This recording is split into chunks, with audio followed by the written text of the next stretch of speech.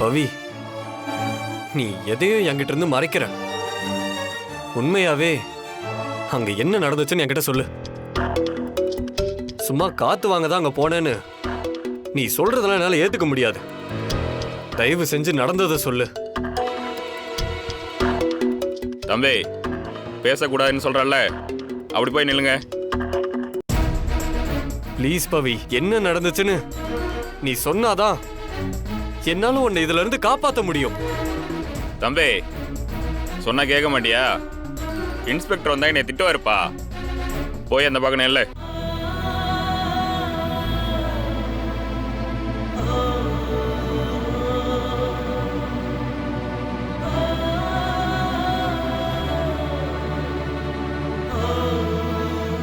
Sir, என் பையனை காணும் sir, கண்டுபிடிச்சு கொடுங்க சார்.